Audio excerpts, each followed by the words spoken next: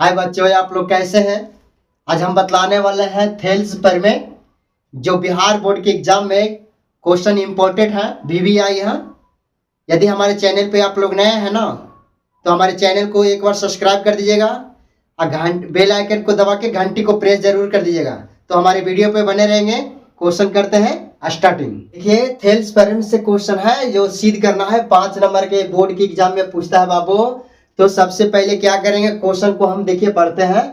किसी त्रिभुज की एक भुजा के समानांतर खींची गई रेखा अन्य दो भुजाओं को जिन दो बिंदुओं पर प्रतिच्छेद करती है वे बिंदु है ना, भुजाओं को समान अनुपात में विभाजित करती है। याद रखिएगा, क्वेश्चन जो दिया हुआ है कि त्रिभुज ABC में AC के समानांतर या तो AC के समानांतर या तो BC के समानांतर या तो AB के समानांतर हम कोई एक रेखा खींचेंगे, है ना।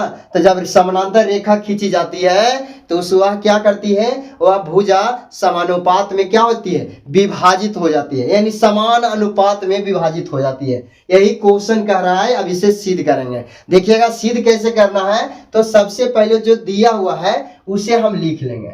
यहां देख लीजिएगा कि दिया हुआ है त्रिभुज ABC में भुजा BC के समानांतर। इसमें देखिएगा कि BC के समानांतर हम D एक रेखा खींचे हैं। आप चाहे तो AC के समानांतर BAC के समानांतर आप खींच सकते हैं, D खींच सकते हैं, कोई दिक्कत नहीं है। इस प्रकार से भी जा सकते हैं, है ना। तो यहाँ पे देखिएगा कि BC के समानांतर एक रेखा D खींची गई है। यहाँ खींच दिए बाबू। अब यहाँ देखिएगा, है ना, जो AB को देखिएगा, A से लेकर यहाँ AB को बिंदु D पर, है ना, बिंदु D पर क्या करती है, विभाजित यानी प्रतिच्छेदी करती है। तथा AC को क्या करती है, E बिंदु पर प्रतिच्छेद करती है। कौन सा रेखा, DE रेखा। चलिएगा, अब क्या है, सिद्ध क्या करना है तो सुनिएगा। सिद्ध करना है कि AD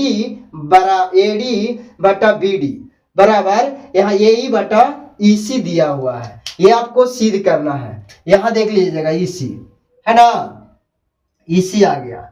अब क्या करना तो सुनिएगा, ये आपको सिद्ध करना, ये इतना ही सिद्ध करना है कि समानुपाती होती है या नहीं होती है। तो सुनिएगा, पहले रचना से चलेंगे। तो रचना में क्या है कि D से देखिएगा, D से AC पर, है ना, DM लंब डाले हैं। तो देखिएगा D से AC पर, यहां देख लीजिएगा बाबू, हम AC पर लंब डाल रहे हैं।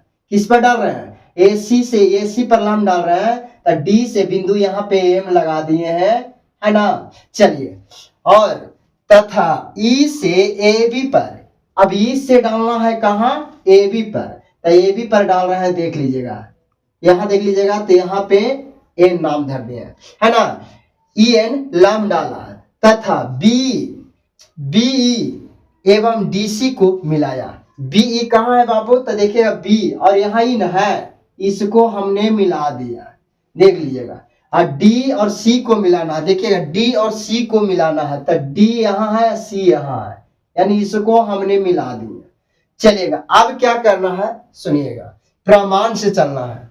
प्रमाण में क्या है कि पहला नंबर हम याद रखेंगे कि त्रिभुज का जो क्षेत्रफल होता है बाबू, यहां देख लीजिएगा कि त्रिभुज का जो क्षेत्रफल होता है 1/2 गुने आधार गुने ऊंचाई होता है। ये फॉर्मूला पर ही आपको टोटल बन जाएगा। देखते हैं क्या करते हैं। इसीलिए यहां देखिएगा त्रिभुज ADE का क्षेत्रफल। अब देखना त्रिभुज कहां चले, ADE, A और DE कहां है, तो A से चलते हैं E और D, यानी यहां देख लीजिएगा ये त्रिभुज में चल रहे हैं। तो यहां देखिएगा इसका क्षेत्रफल निकालना 1/2 और AD क्या हो गया बाबू, तो AD जो हो गया, जो आपको आधार हो गया, और EN क्या हो गया, लंब हो गया। देख लीजिएगा, यहां से यहां लंब ना डाला गया था।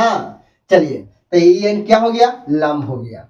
नेक्स्ट, अब यहां चलते हैं, सुनिएगा, बटा में यहां क्या है कि त्रिभुज DBE, यहां देख लीजिएगा ये त्रिभुज में चल रहा है। तो यहां देख लीजिएगा ये त्रिभुज में चले, तो इसका क्षेत्रफल निकालेंगे 1/2 फार्मूला जो होता है, और गुना BD।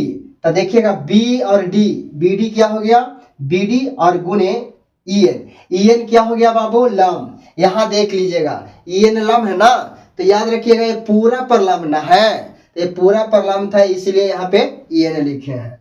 चलिएगा अब क्या करते हैं, इसमें देखिएगा जो काटेगा उसको काट देंगे। देखिएगा 1/2 कट गया, और यहाँ देखिएगा EN और EN कट गया, तो बच गया AD/BD। AD/BD किसका क्षेत्रफल, देखिएगा त्रिभुज ADE का क्षेत्रफल बटा त्रिभुज BDE का क्षेत्रफल बराबर AD/DB है ना। समीकरण यहाँ पे 1 बना दिए। फिर पुनः चलना है इसी प्रकार से। अब क्या करना है तो सुनिएगा, त्रिभुज ADE का क्षेत्रफल, त्रिभुज ADE का क्षेत्रफल बटा त्रिभुज ECD का क्षेत्रफल। सुनिएगा ADE कहाँ है, तो ADE यानी यही त्रिभुज में चलना है, यहां देख लीजिएगा। लेकिन अब लंब क्या लेंगे, तो लंब लेना है यहां से DM। क्या लेना है, DM लंब लेना है, देखिएगा है ना। और उसके बाद में नीचे देखिएगा ECB, यानी E से चले हैं 80, E से चले हैं, देखिएगा E से चले हैं C तक, यानी D होते हुए यहां देख लीजिएगा, ये फॉर्मूला आ गया है ना। अब क्या करना है तो सुन लीजिएगा, यहाँ पे 1/2 आधार गुने ऊंचाई यहाँ पे लिख दिए हैं। चलिएगा अब यहाँ पे क्या करेंगे सुनिएगा, 1/2 कट जाएगा। अब यहाँ पे क्या करना है कि AE रह जाएगा, EC रह जाएगा और DM कट जाएगा, तो बचेगा क्या चीज, AE/EC। इसको समीकरण 2 बना देना है। कितना बना दिए, 2 बना दिए हैं, यहां देख लीजिएगा। चलिए अब यहाँ पे क्या है, थोड़ा सा मुख्य पॉइंट है, चूंकि त्रिभुज DBE एवं त्रिभुज ECD, यानी यहां से जो D से है, D उसका नीचे वाला जो त्रिभुज बना है उसका देखिएगा क्षेत्रफल हमेशा बराबर होगा। क्यों बराबर होगा बाबू, तब क्योंकि एक ही आधार पे, आधार कौन है, DE, एक ही आधार पर तथा समान समानांतर रेखाओं DE एवं BC के मध्य स्थित है। यानी देखिएगा इसका समानांतर रेखा यह है, ये दोनों के बीच में स्थित है, इसलिए इसका त्रिभुज यानी इस त्रिभुज का क्षेत्रफल और ये त्रिभुज का क्षेत्रफल क्या हो जाएगा, बराबर हो जाएगा। यहाँ देखिएगा त्रिभुज DBE का क्षेत्रफल बराबर त्रिभुज ECD का क्षेत्रफल। इसको समीकरण कितना कर दिए, 3 कर दिए हैं। अब देखना है क्या, सुनिएगा समीकरण 1 और 2 में चलते हैं। तो समीकरण 1 और 2 कहाँ है बाबू, तो यहां देख लीजिएगा। अब देखना है कि समीकरण 1 और 2, तो यहां देखिएगा कि समीकरण 1 में दिया हुआ है, देखिएगा ADE का क्षेत्रफल अब बटा, यहां देखिएगा त्रिभुज, यहां देखिएगा ECD का क्षेत्रफल है ना, बराबर यहां देख लीजिएगा कि दिया हुआ है AE/EC। सुनिएगा अब हम क्या करेंगे यहाँ, तो देखिएगा त्रिभुज यहाँ देख लीजिएगा ADE का क्षेत्रफल बाकी त्रिभुज ECD का क्षेत्रफल के जगह पे हम क्या करेंगे, यहाँ पे हम लिख देंगे, देख लीजिएगा त्रिभुज ADE का क्षेत्रफल अब बटा यहाँ त्रिभुज क्या करेंगे, तो सुनिएगा B, यहाँ देखिएगा DBE का क्षेत्रफल है ना, और यहाँ देखिएगा AE अब बटा EC। देखिएगा कहां से किए, तो यहाँ देखिएगा इसको हम चेंज कर दिए है ना। क्यों चेंज किए, क्योंकि समीकरण 3 में देखिएगा, समीकरण 3 में क्या करना है, तो देखना है कि समीकरण 3 में हम क्या किए हैं कि इसके जगह पे इतना रख दिए, देख लीजिएगा है ना, यहाँ पे इसको हटा दिए और ये यहाँ पे BD रख दिए। अब देखना है कि ये फॉर्मूला इतना देखिएगा ये कहाँ पे आ रहा है, तो समीकरण 1 में देखिएगा।